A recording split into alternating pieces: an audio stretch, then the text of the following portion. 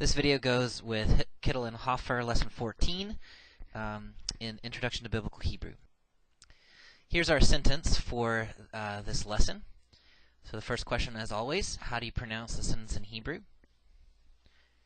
Ki tishmor et kol ha-mitzvah hazot la'asota. Ki tishmor et kol ha-mitzvah hazot la'asota. So let's begin with the things that we already know. First is ki, which means for. It could also mean surely, or that, or because.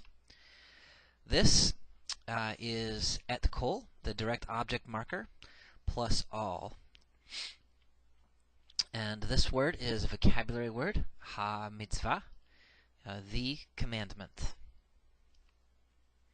So we can put in place those things which we already know, and we know about half the sentence. All right, let's start with ha-mitzvah hazot.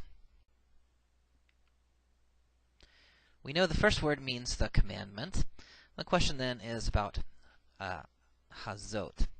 Now you should recognize zot from your vocabulary. Zot is the demonstrative adjective, meaning this. This is the feminine form of the demonstrative adjective. The hey patak double, of course, is the definite article the. So this means this one, or something like that. So together, and very woodenly, the commandment, the this one. Let's talk about demonstrative adjectives for just a minute. We know all of the demonstrative adjectives. We know that the masculine singular is ze, the feminine singular, zot, and then the plural, both masculine and feminine, is ele. So ze, zot, ele. Now demonstrative adjectives are translated this in the singular and these in the plural. So ze and zot mean this, ele means these. Now, demonstrative adjectives can be either attributive or predicative. We've already talked about attributive and predicative with relation to participles. So, attributive is descriptive of a noun. So, this king is an attributive use of the demonstrative. The predicative, this is the king. Again, predicative is a full sentence. It supplies a verb. So, attributive, this king, descriptive of the adjective, and predicative, making a sentence, this is the king.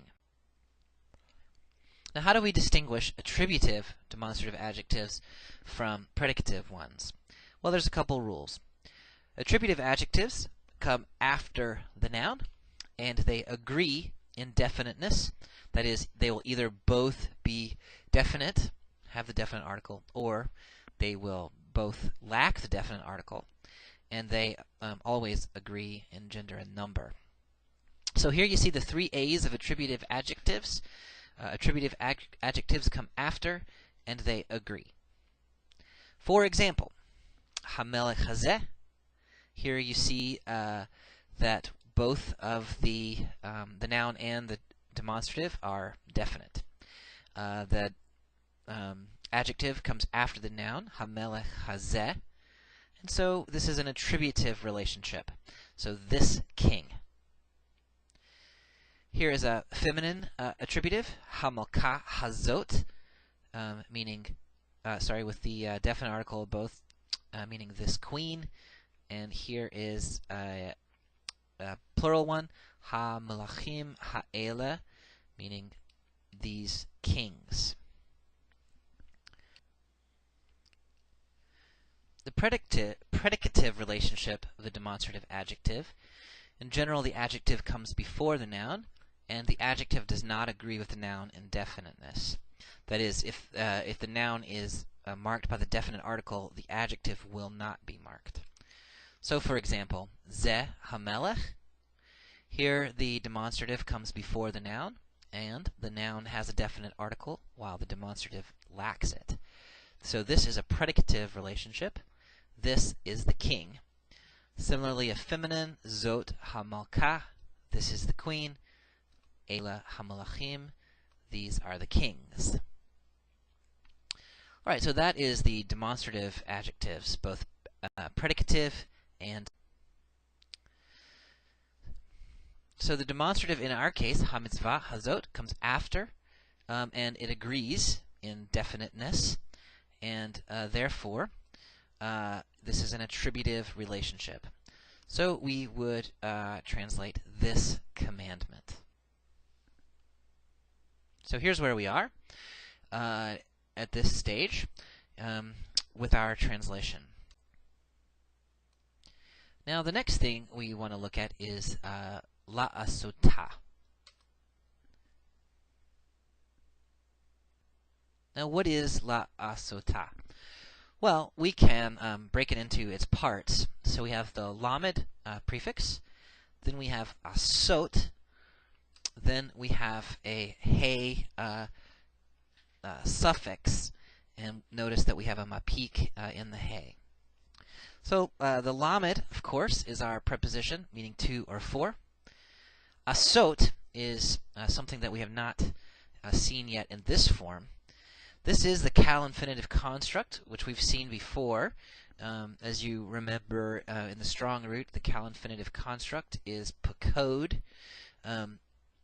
If the root is third hey, then the hey becomes a tav, so we get the cal infinitive construct of asa is asot. It can be fully written like this, or defectively written like this. So, for instance, bana would be banot or banot, and ra'ah would be ra'ot or ra'ot. So the last remaining piece then is this hey with mapik.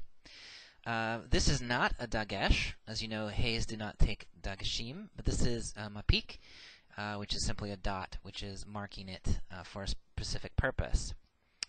Now, what we're looking at here is the object suffix. We've already encountered object suffixes several times. The third masculine singular, as you know, is o. The first common singular is e. And here what we have is the third feminine singular, which is a, and with the mapik in the hey.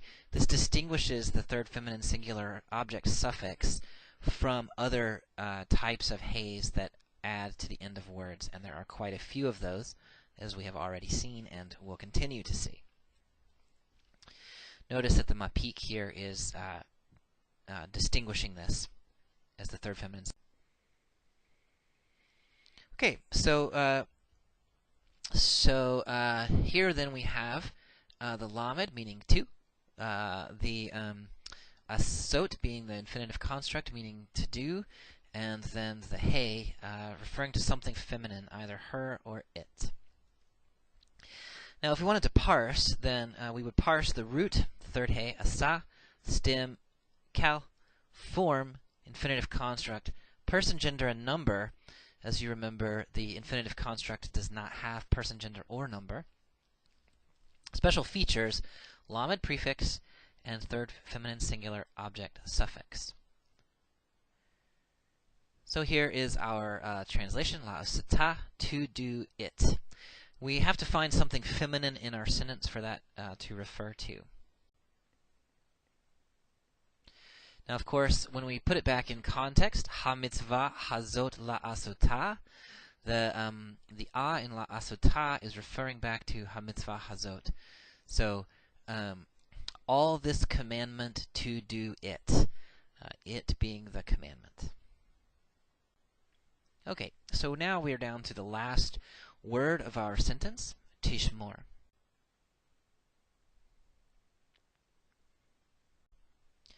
So this is a verb, and we can start our parsing. The root, fairly obviously, is shmar. The stem, indicated by this hirek under our prefix, is cal. The form is prefix, as you can tell because we have a prefix. Person, gender, and number is indicated by this tav, which we have not learned. So let's take a minute to think about the prefix. This is the prefix form in all stems. So once you've learned these prefixes, then you know the prefix form not only in the cal, but also in the PL, the HIFIL, the NIFAL, the HITPIL, PUAL, the HOFAL, and so on, except for the vowel changes. So the prefixes are these. You already know the yod, which we've been working with for quite some time, starting with vayomer. And you also already know the third masculine plural, which is the yod prefix and then the shurek prefix complement. So vayomeru and so on. So you know the masculine form, singular and plural. So let's look at the other forms. The third feminine singular is tav with no complement at the end.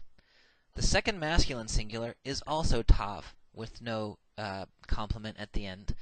So morphologically, in terms of the form, we cannot distinguish third feminine from two masculine singular in the prefix form. It requires context. The second feminine singular, that is you feminine, is a tav prefix plus a yod prefix complement. First common singular is an aleph. You already know the third masculine plural, which is yod plus the shurek complement. The third feminine plural is tav and the na complement. Second masculine plural is tav plus a shurek. So it looks like the third masculine plural, except the yod now has become a tav. The second feminine plural is the same as the third feminine plural. Again, context is required to determine which is which. And then the first common plural is a nun. So these will be our prefix forms for all stems. So once you've learned these, you are able to work in the prefix all the way across the board. So let's look at the cal prefix for our strong root pakad. You already know the third masculine singular, yifkod. Third feminine singular, tifkod. Second masculine singular, tifkod. Second feminine singular, tifkdi. First common singular, fkod. In the plural, yifkadu, tifkodna. Tifkadu, tifkodna, nifkod. Notice our prefixes here from the previous slide. In the second feminine singular there you have also the complement. So these are simply the cal, the prefixes added to the root and then vocalized as cal. Now we can do the same for the PL, although you are not responsible for the PL just yet. PL, yafaked, tafaked, tafaked, tafakedi, afaked. Yafakadu, tafakedna, tafakadu, tafakedna, nufaked. Here again, you see the prefixes and the complements the same as in the cal, but with the vowels are slightly different. You already know the PL vowel from learning the PL vav conversive of Vaidaber.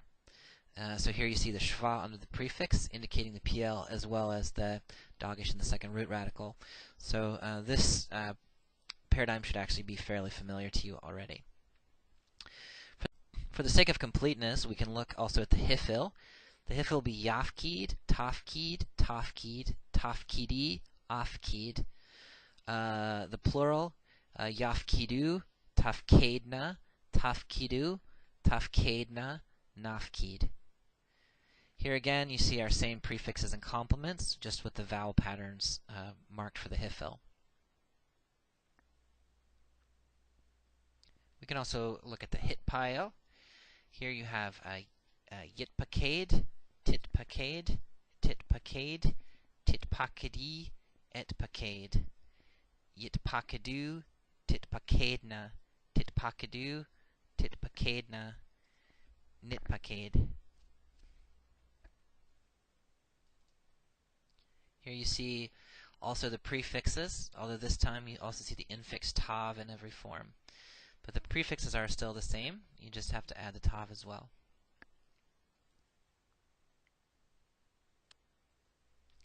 And finally, the nifal.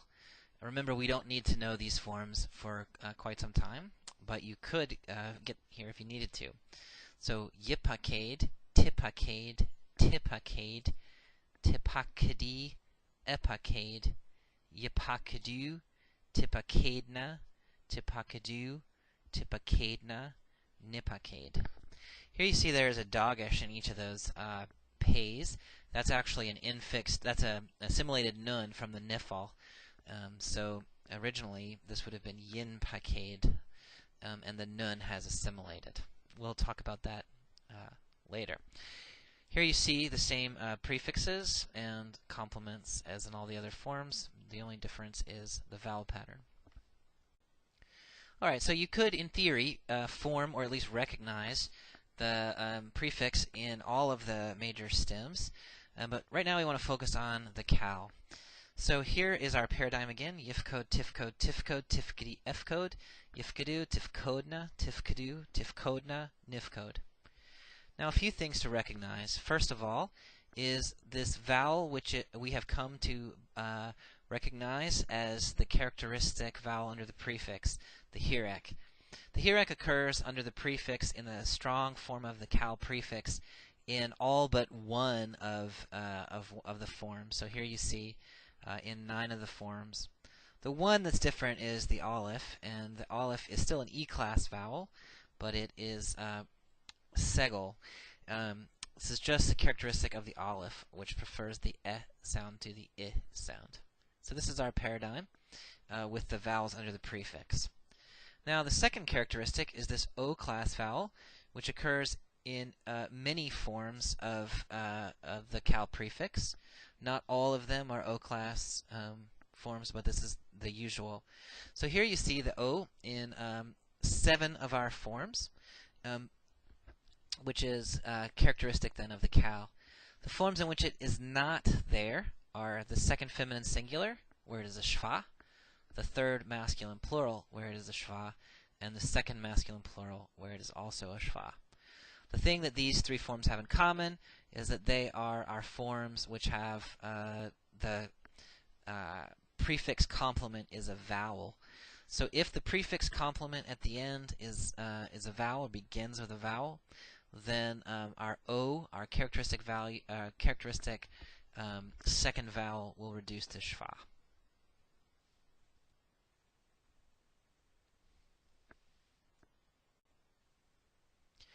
Okay, now one variation on the cal strong form is if we have a third guttural.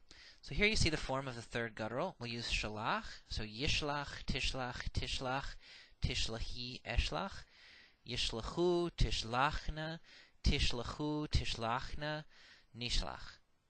Alright. Now you'll notice that the vowel here is an A-class vowel. In all of the forms where we had an O-class vowel the last time. This is simply because of our rule that gutturals prefer a patak-rich environment. So instead of yishloch, we get yishlach, and that is true in all of the forms. So that what was O-class, yifkod, becomes A-class, yishlach. Alright, now we're back to our form in our sentence, tishmor. We already know the stem is going to be cal, and the reason we know is because of the E-class vowel under the prefix and the O-class vowel between the second and third radical. So this is cal, prefix. When we look at our tav now, we know that our tav can indicate one of 2 things. That's either third feminine singular, she did something, or second masculine singular, you did something, or will do something, sorry. Special features, we have none. So the translation here, shamar, means to keep or to observe.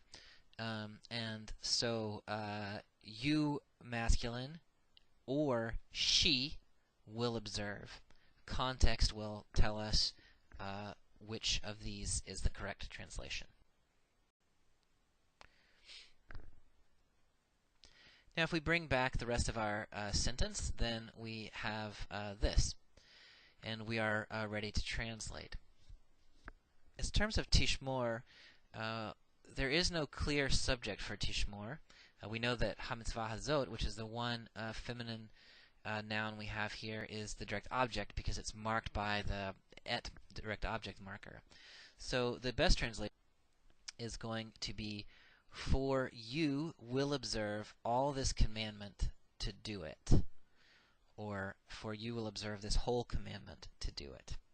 You could also translate tishmor as to keep, so you will keep this whole commandment to do it, or something along those lines. You could also translate the key there as surely, so surely you will observe all this commandment to do it. Alright, that was quite a lot for one lesson, so make sure to go back and review and to spend some time doing the exercises.